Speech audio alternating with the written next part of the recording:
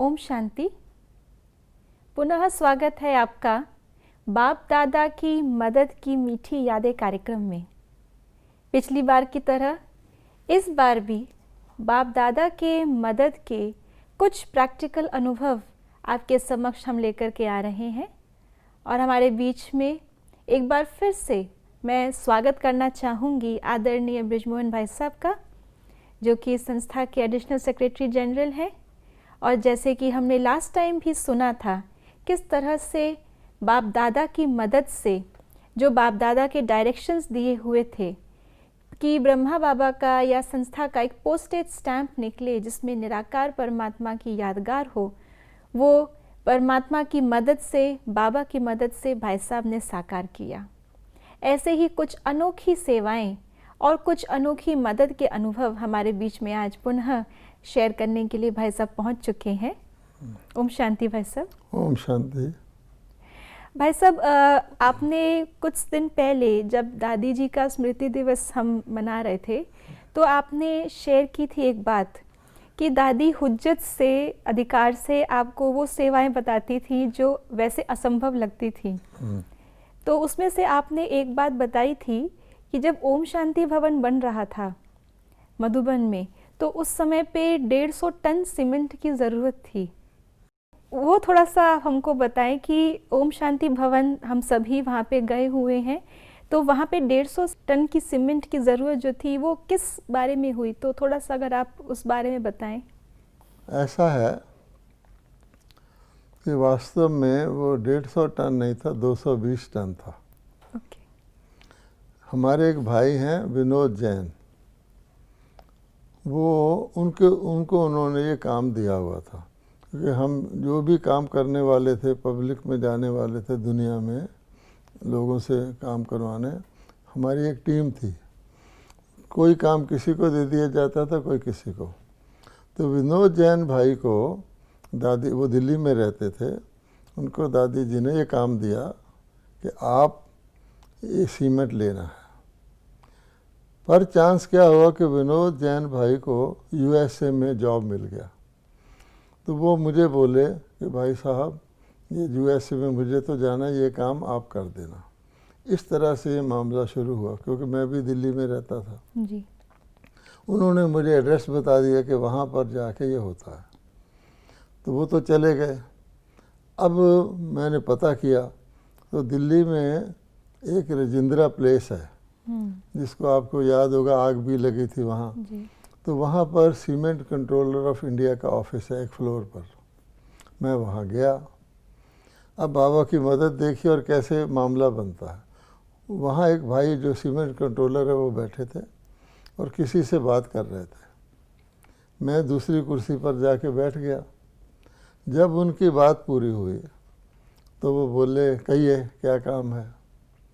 अब देखिए वो कह रहे हैं आपका क्या काम है, अब हमें सीमेंट लेना है।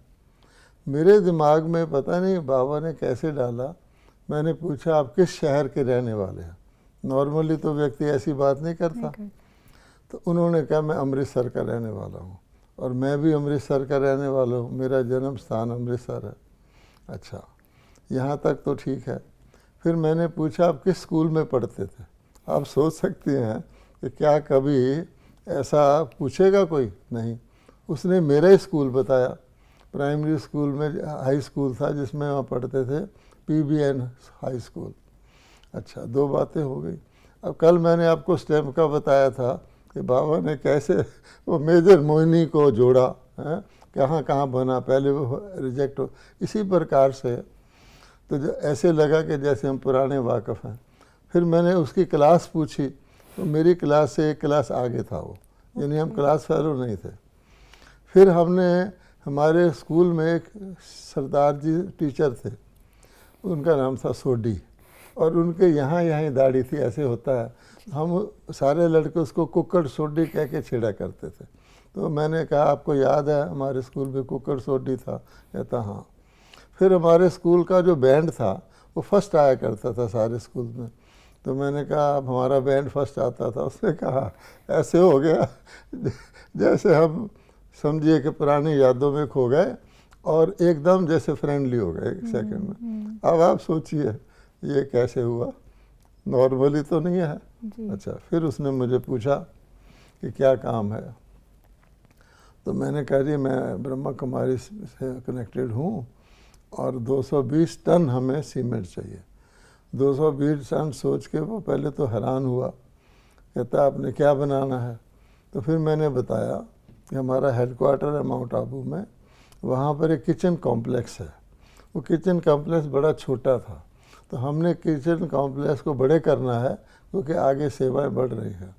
और ख़ास बात ये थी कि उस पांडव भवन जो हमारा हेडक्वार्टर था उसके ऑपोजिट हमको ज़मीन मिली थी, पहाड़ी जैसी ज़मीन मिली थी, लेकिन भाई बहनों ने, दादी जी ने खुद उसमें लेवल करने में जितना खुद भाई बहन लेबर कर सकते हैं, पत्थर उठाए, लाइन बना के एक के दूसरा पत्थर पास करता था, वो जगह पर 2000 सीटिंग कैपेसिटी का ओम शांति भवन, बाद में नाम पड़ा, वो हॉल बनना था और उससे कनेक्टेड बाकी चीज़ें बननी थी। तो बाबा ने हमें कह रखा है, आपको पता है कि आप जो बनाओगे वो छोटा होता जाएगा, जो बनाओगे वो छोटा होता जाएगा। तो पांडव भवन जो हमारा हेडक्वार्टर था उसका एक हॉल था, आजकल उसको हिस्ट्री हॉल कहते हैं क्योंकि आजकल उसमें पिक्चर लगा दिए गए हैं पुराने, वहीं पर क्लास होती थी। अच्छा, फिर बाबा ने कहा था कि जब हम गए थे ज्ञान में, उस समय वो हॉल भी 1/2 पर भरता था केवल, धीरे धीरे वृद्धि हो गई।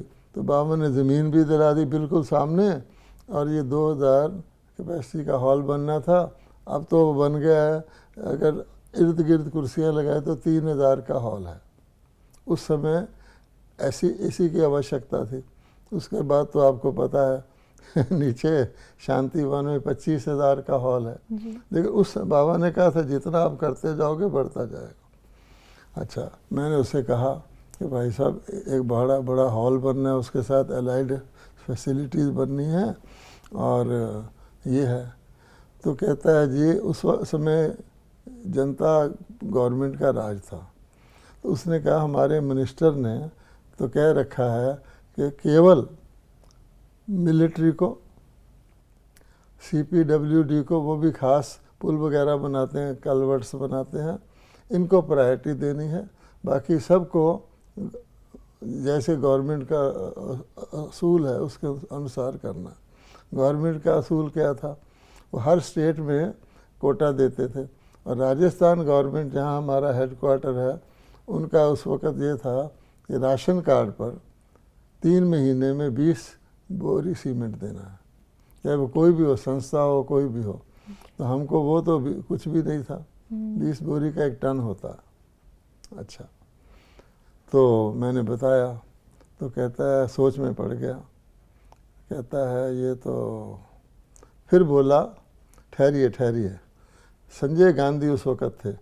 संजय गांधी जी ने अनंतपुर साहब का गुरुद्वारा है वहाँ, उसके लिए सीमेंट लिया था हमारी मिनिस्ट्री से। मैं उसके आधार पर कोशिश करता हूँ।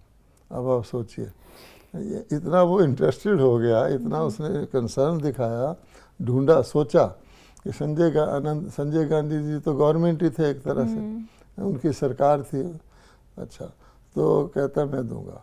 और अनंतपुर का गुरुद्वारा बहुत बड़ा बना, मशहूर गुरुद्वारा, उसमें बहुत बड़ी एक्सपेंशन की गई थी। अब जी बाद में उसने मुझे कहा करके ना, मिनिस्टर से सैंक्शन कराना होता है, खुद उसने नोट बनाया करके, सार ये है कि वो हमारा सीमेंट सैंक्शन हो गया 120 टन। फिर उसने मुझे बुलाया 220 टन अपने ऑफिस में बुलाया, बोला देखिए भाई जी, ये सीमेंट जो है कई तरह का होता है, मैं आपको बेस्ट सीमेंट दूंगा। तो मैंने कहा ठीक है, आप बेस्ट सीमेंट दीजिए। तो फिर उन्होंने हमें बताया, समझाया मुझे कि ये 2 प्रकार का सीमेंट होता है, एक होता है APC और एक होता है PPC। मैंने कहा उसमें क्या फ़र्क होता है? कहता है जो APC होता है वो प्योर सीमेंट होता है, वो केवल हम कोई पुल बनाना हो, कोई स्ट्रॉन्ग स्ट्रेंथ वाला काम करना हो वहाँ देते हैं। और PPC में थोड़ा सा ना चूरा मिला होता है, जैसे कोयले वगैरह का कुछ परसेंटेज में, वो देर से सेट होता है, ये जल्दी सेट होता है। बाकी ज़्यादातर लोग वही लेते हैं पीपीसी। मैं आपको एपीसी देता हूँ, अब 220 टन एपीसी सीमेंट। फिर बोला कौन सी फैक्ट्री से दूँ, तो मैंने कहा भाई जी जो हमारे माउंट आबू के नज़दीक हो। तो वहाँ एक जेके सीमेंट फैक्ट्री लगी हुई थी, उसके ऊपर उसने वो बना करके ऑर्डर बना करके उनको भी भेज दिया, हमें भी भेज दिया। तो भाई साहब इतना ही मतलब इजीली शॉर्ट टाइम में एक अनजान व्यक्ति को बाबा ने इतना फेमिलियर कर दिया। और शायद अगर विनोद जैन भाई करते तो शायद, क्योंकि ना वो अमृतसर के थे ना वो स्कूल के थे, तो शायद बाबा ने इसलिए आपको चूज़ किया क्योंकि बाबा को यहीं से शुरुआत करवानी थी। क्योंकि बाबा को हम सब के जन्म पत्री पता है, और यहाँ तक पता है इनका दोस्त कौन है, इनका क्लास फेलो कौन है। मुरलियों में बाबा कहता है ना कि मैं बीज हूँ सारे ट्री का, तो बीज को सब चीज़ का पता होता है। वैसे बाबा वर्णन नहीं करता, लेकिन सारे ट्री के सीड को पता होता है ना, उसी का उसने यूज़ किया। जैसे पिछली स्टैम्प के केस में मेजर मोहिनी का यूज़ किया था। इस भाई को यानी मेरे शहर का मेरा एक क्लास फेलो और वो सीमेंट कंट्रोलर बना हुआ। अच्छा, इस तरह से दिलवाया। क्योंकि वैसे आप तो बहुत लोगों से मिलते हैं, ऑफिसर से, पॉलिटिशियन से मिलते हैं, लेकिन ये एक यूनिक प्रकार की कॉन्वर्सेशन हुई जिससे शुरुआत यानी टचिंग तो बाबा ने की ना जी। वरना आप देखिए नॉर्मली कोई भी व्यक्ति किसी अनजान ऑफिसर से अपना काम करवाने के लिए फर्स्ट टाइम मिलने जाए, उससे कभी पूछेगा, वो जवाब देगा कि आप कौन से शहर के रहने वाले हैं। ये है ना बात जी। अच्छा, मान लो एक साउथ इंडियन से मिलता है, एक ऑफिसर भी साउथ इंडियन है, वो पूछ सकता है कि जी आप कहाँ के हैं, लेकिन एक दूसरा व्यक्ति तो नहीं पूछेगा, और वो जवाब दे। फिर स्कूल की बात और भी ज़्यादा। अच्छा, फिर उसने मुझे ये बताया कि भाई साहब एक सीमेंट तो हम कंट्रोल रेट पे देते हैं, वो सीमेंट तो सस्ता ही होता है गवर्नमेंट का, कंट्रोल के बगैर सीमेंट मिलता ही नहीं था। और ब्लैक के अंदर कई लोग लेके ब्लैक करते हैं, तो 20 रुपये बोरी उसका रेट था और 20 रुपये बोरी उस पर ब्लैक थी। यानी किसी ने लेना हो तो डबल रेट पे लेता था। गवर्नमेंट से भी? गवर्नमेंट से भी या नहीं, गवर्नमेंट थोड़ी ब्लैक करती है। कई लोग लेके ज़्यादा ले लिया, फिर आधा बेच दिया, जो लेने के लिए बेचने के लिए ले लिया, उसका मार्केट में लेना हो तो डबल रेट पर था। फिर उसने मुझे ये बताया कि मैं आपको नहीं तो गवर्नमेंट क्या करती, किसी भी फैक्ट्री पर अलॉट कर देती है, मैं आपको इसलिए जेके सीमेंट पर अलॉट कर रहा हूँ, एक तो आपके नज़दीक है, दूसरे जो ट्रांसपोर्टर्स हैं ना, उन्होंने कार्टेल बनाया हुआ है हर जगह पर जहाँ सीमेंट फैक्ट्रियाँ हैं, उन्हीं से ही आपको ट्रांसपोर्ट करवाना पड़ता है। और उनके वो तो फ्री हैं, आपस में उन्होंने यूनियन बनाया होता है, और उनका रेट वो डबल चार्ज करते हैं, क्योंकि और कहीं चारा ही नहीं है। इसलिए मैं वहाँ दे रहा हूँ ताकि आपको ट्रांसपोर्ट भी कम पड़ेगी। इस तरह से उसने हमें सीमेंट दिलवाया। तो फाइनली हमको कौन सी क्वालिटी का सीमेंट मिला? हमें एपीसी मिला, जो बेस्ट क्वालिटी है। एपीसी का, और 220 टन। जबकि वो कह रहे थे कि हमें मिलिट्री को या सीपीडब्ल्यू को, जो पुल वगैरह बनाते हैं, उसमें भी वो देख के देते थे पीपीसी कितना देना, एपीसी कितना देना। ज़्यादातर वो मिक्स करके देते थे, इतना ये इतना ये, लेकिन उसके दिल में ऐसे हो गया जैसे उसका ही काम है, और ख़ास तौर पे हमारा स्पिरिचुअल वर्क था, इसलिए उसने इस तरह से किया। तो फिर भाई साहब इतना सारा जो हमें मिला, 220 टन सीमेंट मिला, ये हमने कहाँ यूज़ किया? सारा ओम शांति भवन में इसका यूज़ हो गया? नहीं, हमारी रिक्वायरमेंट ये थी, किचन कॉम्प्लेक्स हमारा बहुत छोटा था, उसको कम से कम मेरा ख्याल है 6 टाइम्स बड़ा किया गया, रीबिल्ड किया गया। अब जहाँ वो किचन था वहाँ किचन है ही नहीं, एक नया स्ट्रक्चर बनाया गया। और उसके अलावा जो है इसको उन्होंने ओम शांति भवन में, ओम शांति भवन भी 2-3 मंजिला है ना, हॉल तो बड़ा है, लेकिन और जो चीज़ें उसके अंदर होती हैं, फिल्म दिखाना आदि आदि बहुत सारा होता है। साइड में उसके ग्रीन रूम्स होते हैं, वीआईपी आता है उसके लिए स्थान होता है। जैल सिंह जी उसी में आए थे, और कई लोग उसमें आए थे फर्स्ट टाइम, तो ये था।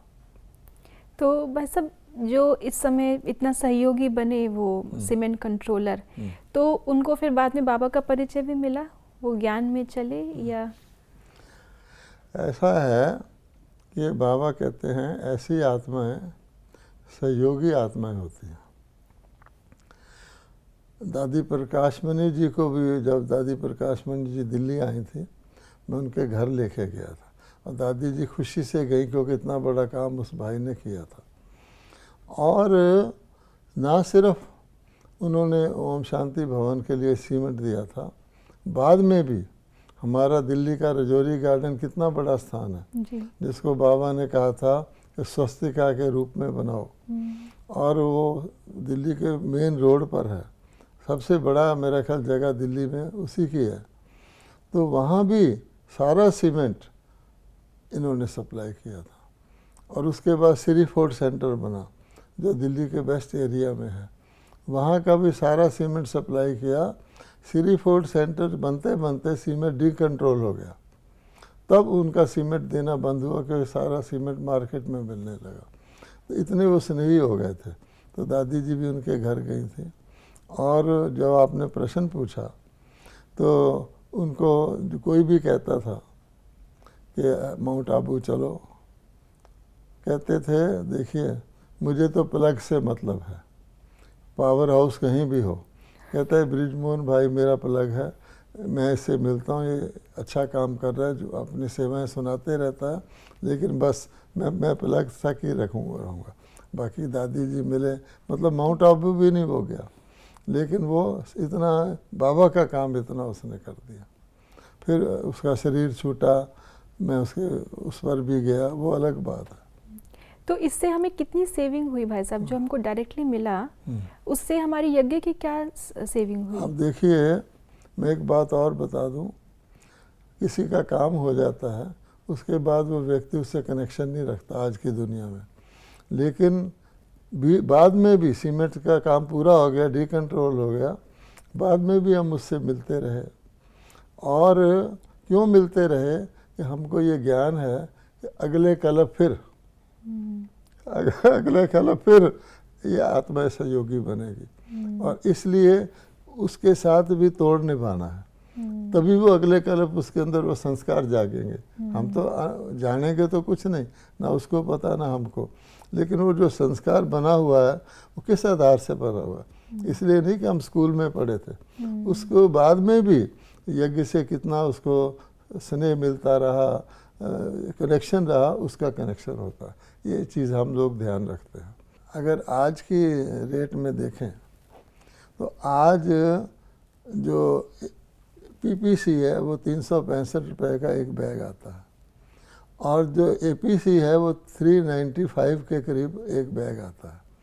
अब आप देख लीजिए 220 टन है, 20 बैग का एक टन होता है। अब कितना होगा ये आप कैलकुलेट कर सकते हैं। उस समय जो था, अगर उस समय का रेट देखें, उस समय पैसे की कीमत थी, अब 18 गुना कीमत है, 18 गुना रेट है सीमेंट का। उस समय 20 रुपये बोरी होती थी, 20 रुपये ब्लैक होता था। और जब मैंने ब्लैक और बोरी का नाम लिया, मुझे एक और घटना याद आती है। जब मैंने बाबा ने मुझे कहा था नौकरी करो, तो मैं 17 साल जॉब किया था। अच्छा, और जॉब के सिलसिले में मैं बीच में दिल्ली भी आता था, अपने घर भी आता था। तो जॉब मैंने फाइनली छोड़ दिया 17 साल बाद। तो क्या हुआ, यानी मैंने 57 में जॉब शुरू किया था, 70 में छोड़ दिया। और ये घटना जो है सीमेंट वाली, ये 82 के करीब की है, 1982। अच्छा, तो मैं जब जॉब छोड़ दिया तो बाबा की सेवा में पूरा लग गया। तो एक दिन दिल्ली में मैं स्कूटर पर किसी सेवा के लिए जा रहा था, और लाल बत्ती आई तो होम मिनिस्टर बूटा सिंह होते थे, वो कार में बिल्कुल आके मेरे पास खड़े हो गए। कार उनकी, गनमैन दोनों तरफ गन लेके खड़े थे, उनको हाई सिक्योरिटी थी। हम उनको भी जानते थे, वो माउंट आबू से ही, सिरोही डिस्ट्रिक्ट से ही वो जीते थे इलेक्शन।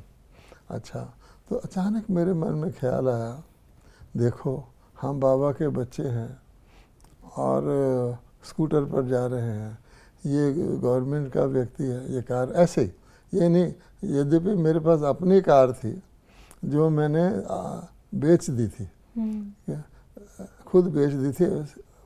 वहाँ पर जहाँ मैं जॉब करता था वहीं मैंने कार ली थी।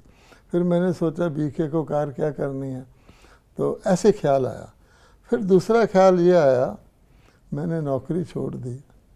अगर मैं इतने साल तक नौकरी करता रहता तो मेरे को कितने पैसे यज्ञ को मैं देता, यानी 72 से लेकर 82 तक 10 साल में। अच्छा, ख्याल आया। फिर बाबा ने अचानक मुझे ख्याल दिया कि तुमने जो सीमेंट लेके दिया था उसमें कितनी सेविंग हुई, और वो तो तुम्हारी नौकरी की तनख्वाह से तो बहुत ज़्यादा।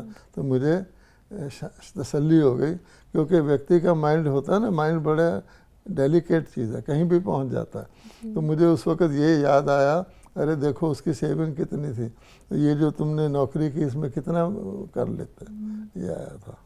तो हम भाई साहब जो यज्ञ की इकोनॉमी करते हैं वो भी हमारे खाते में सेविंग के रूप से जमा हो जाती है। हम अपने हमारा काम है बिल्कुल निष्पक्ष निष्काम भाव से। यज्ञ है ना, तो यज्ञ की आप अगर यज्ञ की महिमा गीता में पढ़े तो पूरा चैप्टर लिखा हुआ, कोई पढ़े इस एंगल से तो उसके रोंगटे खड़े हो जाए, कितना शानदार यज्ञ सेवा का महत्व है। तो उसमें हाँ, बाबा ने हमारे अंदर शुरू में डाल दिया था, क्योंकि हम साकार बाबा की पालना में रहे हैं।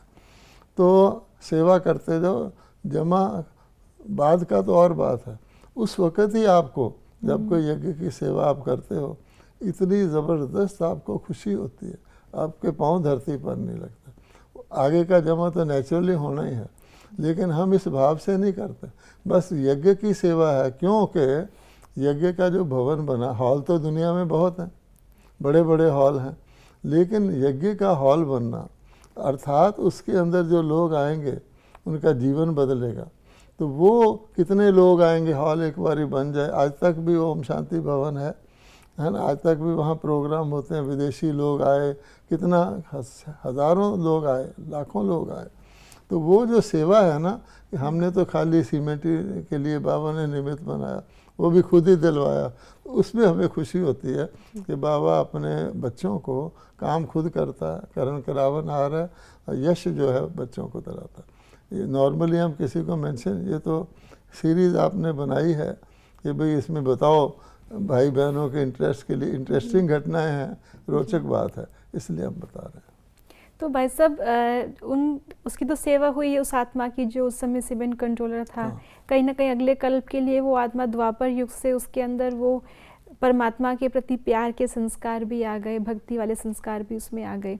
लेकिन देखिए वो वैसे नेक व्यक्ति था, मैंने उसको देखा, हम उसके घर भी जाते रहे, हम्बल घर था उसका। तो उसके पत्नी थी, 2 बच्चे थे, उसका एक बच्चा वाइस प्रेसिडेंट है यूएसए में किसी बैंक का। तो बात यह है कि नेक व्यक्ति ऐसे होते हैं। और बाबा कहता है एक होते हैं योगी, जो बाबा के सरेंडर बच्चे, एक होते हैं सहयोगी। तो सहयोगी वो होते हैं जिनको पूरा ज्ञान तो नहीं मिलता, लेकिन उनको जो ज़रा सा भी भगवान के काम करता है, जैसे हमें बाबा कहता है तुम एक कदम उठाओ, पदम गुना फ़ायदा होता है, उनको भी होता है। नेचुरली सहयोगी आत्माएं जो हैं बहुत त्रेता के अंत में प्रजा बन जाएं और बात है, बाकी द्वापर से लेकर उनको उसका फल ज़रूर मिलता है। जैसे हम लोगों की आयु लंबी होती है, बीमारी नहीं आती, तो सारे फल सहयोगी आत्मा को भी मिलते हैं। उसने तो सीमेंट ही दिया, लेकिन उस सीमेंट से हॉल बना, तो हॉल से कितनों की सेवा हुई, तो उसका हिस्सा उसको जाएगा तो सही ना जी। तो उनका नाम आपको याद है भाई साहब? उसका नाम था श्याम सुंदर मिगलानी। अच्छा। SS मिगलानी। और भाई साहब जिस फैक्ट्री से सीमेंट लिया, जरूर वहाँ पे भी वो भी अचंभे में होंगे कि इतना सारा सीमेंट एक ही जगह जा रहा है। नहीं, फैक्ट्री वालों को तो बेचना होता है। एक बात और बता दूं, जब ये श्याम सुंदर मिगलानी सीमेंट कंट्रोलर से रिटायर हो गए, तो JK वालों ने इनको एडवाइज़र रख लिया। हाँ, ये भी है, JK की कई सीमेंट फैक्ट्री हैं, एक वहाँ है। तो JK बहुत बड़ा इंडस्ट्रियल ग्रुप है, लेकिन उन्होंने इनको एडवाइज़र रख लिया, और मतलब उसके बाद उनको और भी ज़्यादा तनख्वाह, क्योंकि प्राइवेट सेक्टर में तनख्वाह देना कोई बड़ी बात नहीं। उनको पता था कि ये व्यक्ति ऑनेस्ट है और ये व्यक्ति बहुत सारे काम कर सकता है। Till his death he was adviser to JK organisation, जिसका हेडक्वार्टर कानपुर में है जी। हाँ जी। बहुत बढ़िया। तो भाई साहब इसके बाद तो फिर सारा जो भी कार्य था कंस्ट्रक्शन का, बड़ा किचन का या ओम शांति भवन का, वो स्मूथली चला होगा या उसके बाद भी कोई विघ्न आए? ऐसा है कि बाबा ने कह रखा है कि किसी भी काम में मैं तुम्हारी इस तरह मदद नहीं करूँगा कि मैं भगवान ने कर दिया। जैसे दुनिया में मान लो कोई दुनिया वाला करता है, वैसे आपको करना पड़ेगा और दुनिया के लॉज को आपको ओबे करना है। बाबा ने हमें डायरेक्शन दी हुई है। ऐसे नहीं कि आप गॉडली पीपल हो अब दुनिया के लॉ को डिसोबे करो, हम तो भगवान के बंदे हैं, नहीं। ये बाबा ने कहा लॉ ऑफ द लैंड को आपने पूरा ओबे करना। और इसीलिए आप देखें बहुत इसकी डीप इम्प्लीकेशन है कि ब्रह्मा कुमारी के जो बिजनेसमैन हैं वो धोखा नहीं करते, है ना। तो क्यों नहीं करते कि उनको लॉस है। हालांकि दुनिया के लोगों को गवर्नमेंट के लॉ तोड़ने में वो फ़ायदा कमा लेते हैं, कोई रिश्वत ले लेता है, कोई दे देता है। अच्छा, जो आपने पूछा तो भाव उसका ये है कि कोई भी काम होगा उसमें विघ्न जिस तरह का आना आएगा और फिर हमें ये निश्चय होता है कि बाबा का काम है, बाबा इसको ठीक करेगा। ये तो भी और भी इसमें कोई विघ्न हाँ, वो मैं बता रहा हूँ। हुआ ये ओम शांति भवन की कंस्ट्रक्शन शुरू हो गई। अचानक अभी वो कंस्ट्रक्शन हाफ वे थी, गवर्नमेंट ऑफ राजस्थान ने एक ऑर्डर पास कर दिया। वो क्या था कि माउंट आबू एक हिल स्टेशन है और राजस्थान का एक ही हिल स्टेशन है जी। और जगह तो स्टेट्स में अलग अलग होते हैं, तो उसको प्रिजर्व करना बहुत इम्पोर्टेंट था। पहले एक्चुअली ये ग्रेटर बॉम्बे में होता था, फिर गुजरात बना, गुजरात और डिवीज़न ऑफ स्टेट्स हुआ, तो ये हिल जो था लास्ट सिटी है राजस्थान का। उसके बाद गुजरात शुरू हो, तो गवर्नमेंट सारी सेंट्रल गवर्नमेंट ने एक हिल स्टेशन राजस्थान गवर्नमेंट को दे दिया था। अब ये जो हिल स्टेशन था इसकी बहुत इम्पोर्टेंस है क्योंकि यहाँ बहुत कई चीज़ें, दिलवाला टेम्पल है, वर्ल्ड फेमस है, टूरिस्ट आते हैं। तो लोगों ने होटल बनाने शुरू कर दिए धड़ाधड़। तो गवर्नमेंट ऑफ राजस्थान ने सोचा ये तो इसकी इकोलॉजी बिगड़ जाएगी, हिल की बजाय कुछ और ही बन जाएगा। उन्होंने एक बैन कर दिया, ब्लैंकेट बैन, कि माउंट आबू पर कोई कंस्ट्रक्शन नहीं होगा। स्ट्रिक्टली लागू कर दिया क्योंकि वहाँ कई लोगों ने कई प्रकार की कंस्ट्रक्शन शुरू कर दी कमर्शलाइज करने के हिसाब से, क्योंकि हिल स्टेशन था तो कमर्शियल तो था ही वो जी। अच्छा, तो वो बैन हमारे पर भी लागू हो गया, यद्यपि हमारी कंस्ट्रक्शन हाफ हो चुकी थी। लॉ इज लॉ, वो लॉ बनाने वाले ये तो नहीं सोचते ना, उन्होंने कंस्ट्रक्शन बैंड। अच्छा, अब दादी जी ने मुझे कहा इस कंस्ट्रक्शन को रीस्टार्ट करवाना है। तो गर्मियों के दिन थे बहुत, तो बनारसी भाई जो डॉक्टर हैं वो उनको मेरे साथ भेजा सिरोही में, क्योंकि सिरोही में ही कलेक्टर है सारे स्टेट का और कलेक्टर ने ही इस बैन को ऑर्डर किया था। तो हम चले गए कलेक्टर ऑफ सिरोही। तो मेरी आदत है कि मैं किसी भी, आदत क्या मेरा असूल है कि मैं किसी भी ऑफिसर से मिलने बिना ब्रह्मा कुमारियों के नहीं जाता। पहली बात कि बाबा ने रखा हुआ है कलश माताओं के ऊपर, माताओं बहनों के ऊपर, इसलिए मैं नहीं जाता, बगैर जाता।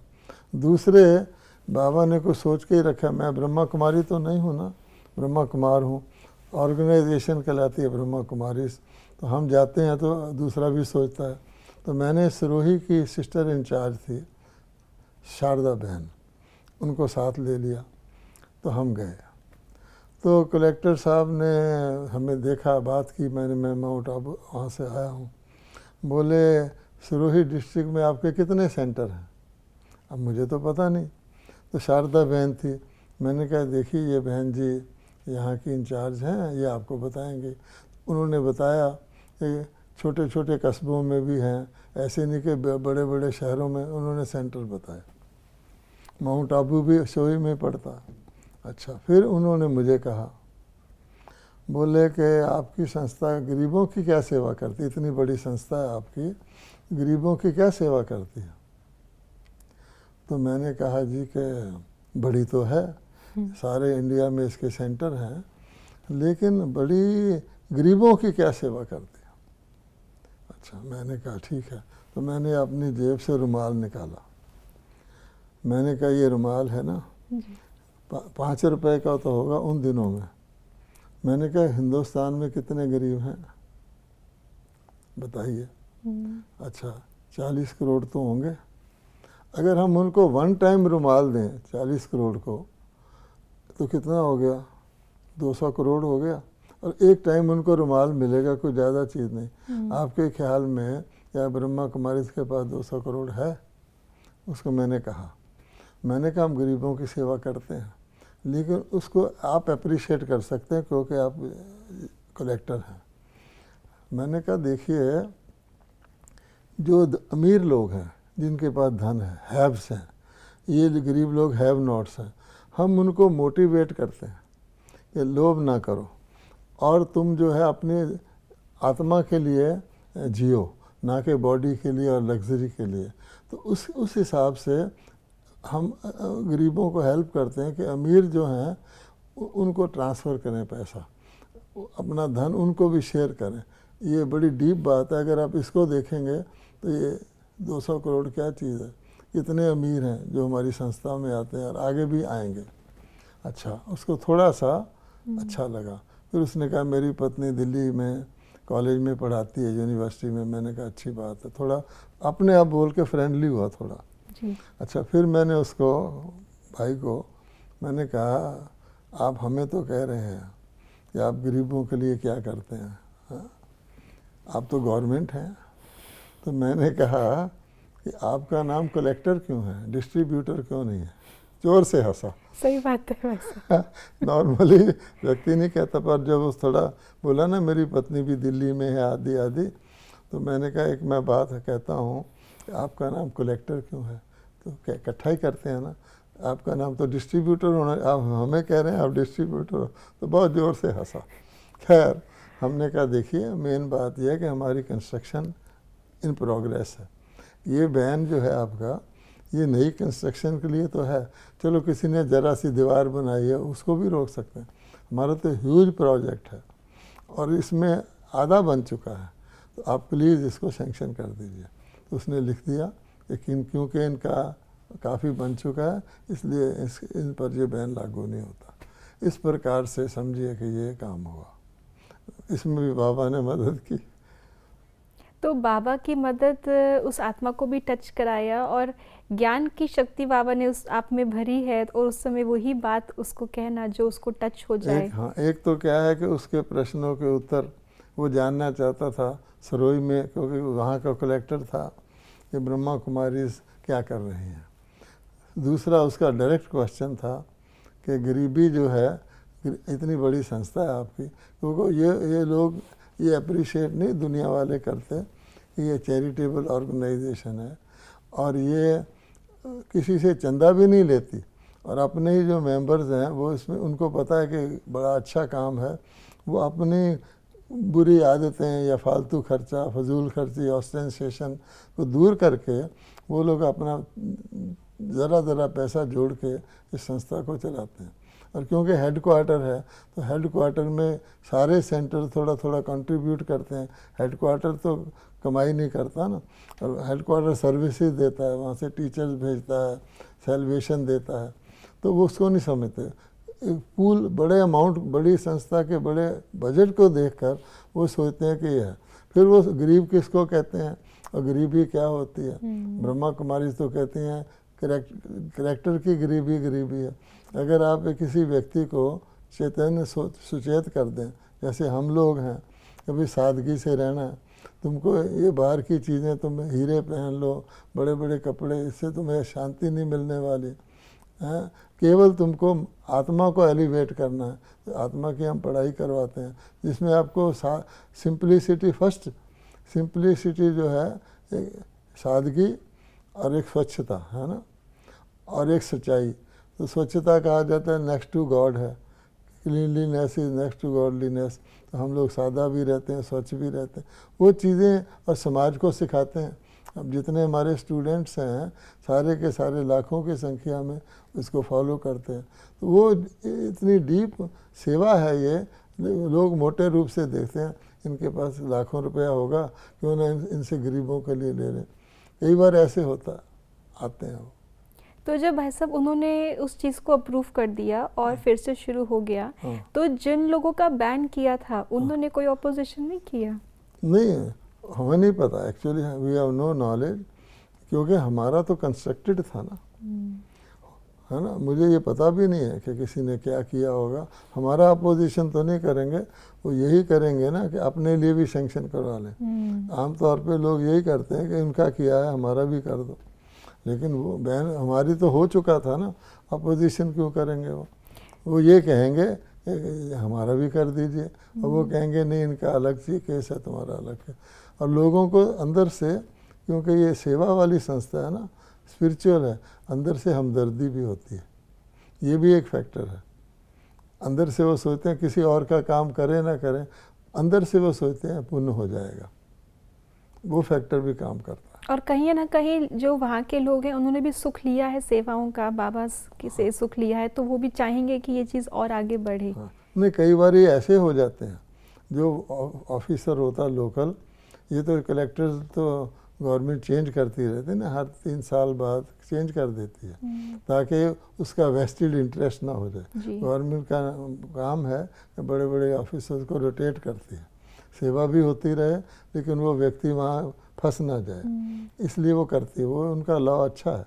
लेकिन जो कई बार ऐसे ऑफिसर कुर्सी पर मिल जाते हैं जिन्होंने बाबा की कोई ना कोई सेवा ली होती, इस कलेक्टर ने तो नहीं ली हुई थी, लेकिन ऐसे ऑफिसर मिल जाते हैं। एक बार मैं यूएस से गया था टेम्पा में, तो मैं वापस आ रहा था, तो जो एयरलाइन की जो होती है ना डेस्क ऑफिसर जिससे हम टिकट लेते हैं, वो निगरो थी, और मुझे बोली यू राजयोगा, क्योंकि मेरा बैज लगा था। मैंने कहा हाँ। मैंने कहा how do you know Rajyoga? कहती I went there for 7 days। मैंने कहा उसके बाद क्या हुआ? कहती उसके बाद भी जाना होता है, उसको पता नहीं था। लेकिन उसने क्या किया, फ़ौरन मेरा इकोनॉमी क्लास की टिकट था उसको बिज़नेस क्लास कर दिया, और मेरा लगेज उसको कहा जाके प्लेन तक छोड़ के आओ। अब ये राजयोगा की सेवाओं के फ़ायदे, अनेक ऐसी घटनाएं हैं।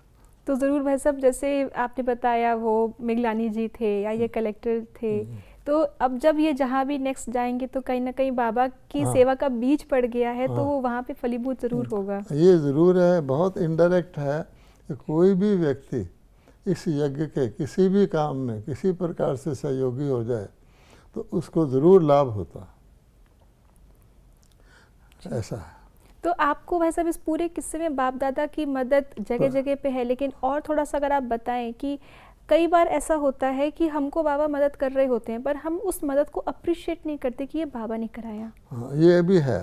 पहले मैं आपको बता दूं कि प्रतिभा पाटिल माउंट आबू में बाबा से मिल रही थी और वापस जाने लगी थी, तो अनाउंस हो गया था she will be the president of India.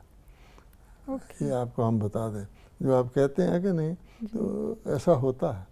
बाकी जो आपने कहा ये हमारे ऊपर है कि जो बीकेज हैं, हमें पता, हमें तो सॉलिड पता ही है, बाबा ने हमें स्लोगन दिया हुआ है, करन करावन हार।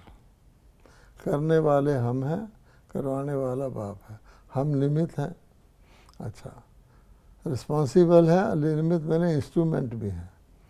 ब्रह्मा बाबा ने इसका का मॉडल दिखाया, अच्छा दादियों ने दिखाया। आज के ज़माने में हम कौन सी दुनिया में रहते हैं, इसी दुनिया में रहते हैं। आप दुनिया के सारे स्टैंडर्ड्स को जानते हैं, उसी दुनिया में रहते हुए, उसी दुनिया के नियमों को पालन करते हुए विदेश में हमारे जितने सेंटर्स हैं, अलग अलग कंट्रीज़ हैं, अलग अलग उनके रूल्स हैं। अब रशिया के और रूल्स हैं, यूगोस्लाविया के और रूल्स हैं, चाइना के और रूल्स हैं, लेकिन हमारे फर्स्ट प्रिंसिपल जो है follow the law of the land. हमारे कॉमन भी है, हमने एक मेमोरेंडम ऑफ अंडरस्टैंडिंग बनाया हुआ है, वो भी दुनिया में यूनिक है। कोई ऐसी संस्था ने आज तक नहीं बनाया कि 150 देशों में सेंटर हो, लेकिन कॉमन में कोड को भी फॉलो करें। हमने पूछा था कि दुनिया में कोई ऐसा है किसी संस्था जिसने सारे भिन्न भिन्न हेट्रोजीनियस देशों को मिला करके एक कॉमन कोड बनाया हो, कहते नहीं है। फिर उसमें हमने फर्स्ट रूल यही लिखा हुआ, अपने अपने देश के नियम को आपने फॉलो करना है, और आपके देश के नियम के विरुद्ध अगर कोई हमारे कॉमन अंडरस्टैंडिंग में उसको नहीं फॉलो करना। तब ये चलता है ना, क्योंकि हमें फेथ है कि भगवान का काम है। इंसान मनुष्य कॉमन थे, सारा ब्रदरहुड था, आज है नहीं। आज आप देखिए कितने टुकड़े हो गए, एक देश से दूसरे में जाने को आपको पासपोर्ट लेना पड़ता है, वीज़ा लेना पड़ता है, चेकिंग करवानी पड़ती है, कई कुछ होता है। ये है तो ये भगवान की दया है ना, इसलिए परमात्मा को परमात्मा कहते हैं। और वो हेल्प कैसे करता है, वो हर एक की जन्म पत्री को, हर एक सिचुएशन को एक तो जानता है।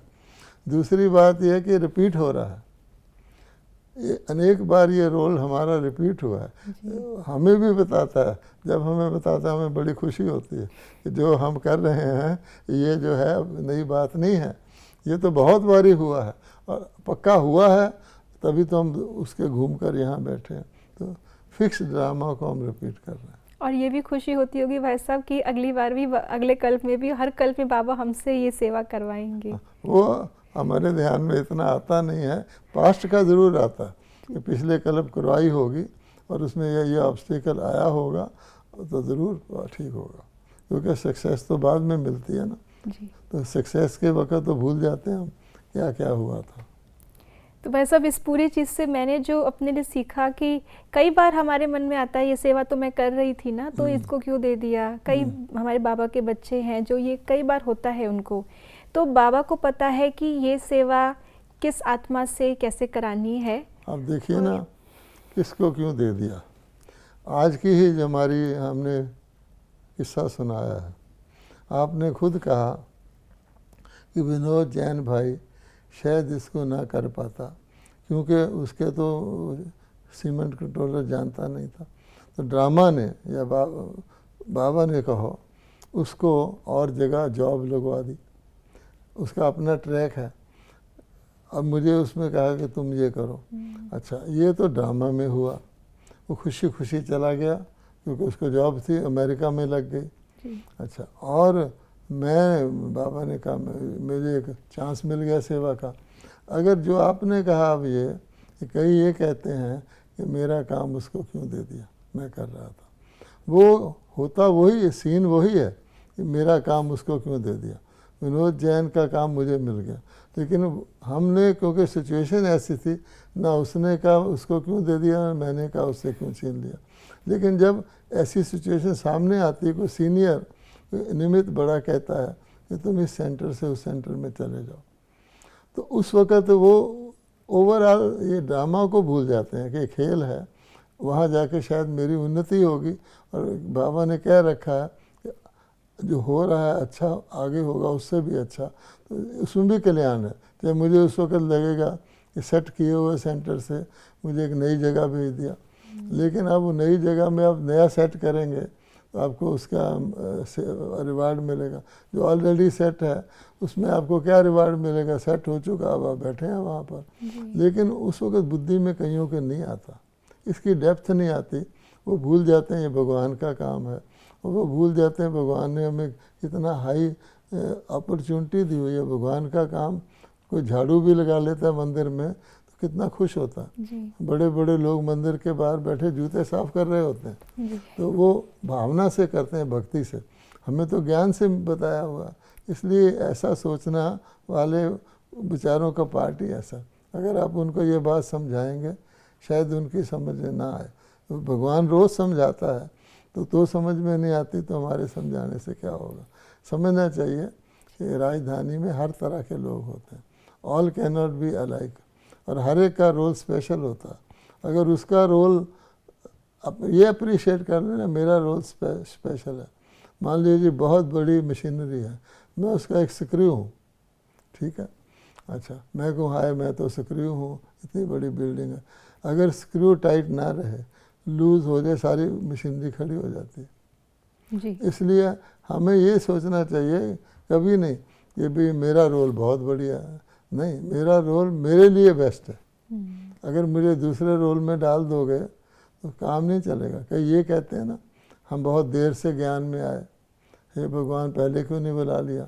भगवान कहता हो सकता है पहले बुलाता तुम छोड़ के ही भाग जाते, है ना। अब सारा सेट है, अब तो हर एक को तसल्ली है, बड़ी संस्था है, सच होगा, सारे लोग थोड़ी झूठ बोल रहे हैं कि ये भगवान का काम है। अगर 2-4 होते थे वो कहते थे तो झूठ लगता था उनको। तो इसलिए आपका समय ऐसा था, इस वक्त आप आए हो तो आप टिके हुए हो, पहले आप आते पता नहीं आपके साथ क्या होता। इसलिए समय, मेरी परिस्थिति और मेरा रोल मुझे अप्रिशिएट करना चाहिए, यही मेरे लिए बेस्ट है बस। हमारे को तो फेलियर होता तो नहीं, अगर कहीं फेलियर भी हो जाए हम समझते हैं इससे आगे ज़रूर अच्छा है। पहली बार हमारी संस्था में बीडी जत्ती वाइस प्रेसिडेंट आए थे दिल्ली के प्रोग्राम में, विज्ञान भवन में। बीडी जत्ती यहाँ ही रहते थे, हम उनसे अनेक बार मिले, हर बार वो हाँ करते करते ना कर देते। उनका एक पीए था, जब उनके पीछे आके खड़ा हो जाता था फटाफट वो ना कर देता, और मेरे से उनका एक फ्रेंडली चैट हुआ करता था। वो खद्दर पहनते थे, मैं सूट बूट पहनता था, तो मुझे कहते थे ब्रह्मा कुमार तू ये सादा ड्रेस क्यों नहीं पहनता। फिर बताते थे कि मैं वकील था, मेरे को कोर्ट में कहा कि तुम वकील की ड्रेस पहन के आओ, मैंने नहीं तो तुम्हारा सनद यानी लाइसेंस कैंसिल कर देंगे। मैंने कहा कर दो, मैं नहीं ड्रेस चेंज करूँगा। कहता है कि उन्होंने मेरे को कैंसिल नहीं किया, तो तुम क्यों नहीं। तो मैंने कहा देखिए, आज की दुनिया में किसी के घर भी जाना हो मिलने, अगर आप खद्दर पहन के जाओ और बात है, अगर आप सिंपल ड्रेस में जाओगे आपको अंदर ही नहीं जाने देंगे। This dress is not for my self, this dress is for others. जैसे कहते हैं ना, खावे मन पौंदा पावे जग पौंदा। तो मैंने उसको बताया तो हंसता था, मतलब इस तरह का था। तो ये है, वो 3 बारी 4 बारी ना कर चुके थे, हम सोचते थे इतनी ना कर, हमारा काम है करते रहना। जब फर्स्ट कॉन्फ्रेंस हमारी इंटरनेशनल कॉन्फ्रेंस हुई, उसमें वो आए विज्ञान भवन में, साथ में उनका घर था वाइस प्रेसिडेंट हाउस। तो इसलिए जो हम सोचते हैं ना फेलियर है, नहीं, उसमें कल्याण है। वैसे आपके जो आपने लास्ट टाइम किस्सा सुनाया था स्टैम्प का, और इस बार भी, तो ये समझ में आता है कि बाबा को हमेशा हमें अवेलेबल करना है। बाबा अगर हमें हाँ कहते हैं तो हाँ, नहीं तो कोई बात नहीं, उसमें भी कल्याण है। और एक बार की फेलियर से पीछे नहीं हटना, रुकना नहीं है। वो समय शायद ठीक नहीं था, आगे फिर ट्राई करते रहना है। यानी बाबा की टचिंग को हमें कम से कम अंदर आने तो देना चाहिए जी। है। किसी का फ़ोन एंगेज है, कोई बहुत बड़ा व्यक्ति भी फ़ोन कर रहा है, वो अंदर नहीं आ सकता, तो हमें फ्री रखना चाहिए। एक मेरी मनमत है, वो लिमिटेड है, एक दूसरों की राय है, वो भी लिमिटेड है, एक श्रेष्ठ मत है गॉड की, उसको एंट्री होने दें, और हम अपनी मनमत से उसको टेस्ट करने की कोशिश ना करें कि भगवान का कहा वो ठीक है या गलत है। इसको फेथ कहते हैं। थैंक यू भाई साहब, आपने हमें इतना एक और परमात्मा की मदद का वो यादें ताज़ा करवाई। हम तो उस समय पे नहीं थे, लेकिन आपके अनुभवों से हम भी परमात्मा की उस मदद को, जो शायद बाबा आज भी हमें दे रहे हैं, लेकिन जैसे कि अभी भाई साहब ने कहा, हमें उसको आने देना है। हमें अपने मन के कपाट खोल के रखने हैं, अपनी बुद्धि को निर्माण रखना है, ताकि बाबा की मदद को मैं अपना अहंकार ना समझ लूं और बाबा की मदद को हमेशा रिसीव करती रहूं। तो ऐसे ही बाप दादा की मदद की कुछ और मीठी यादें लेकर के हम आपके बीच में आते रहेंगे, और आप इस कार्यक्रम से हर थर्सडे जुड़े रहें।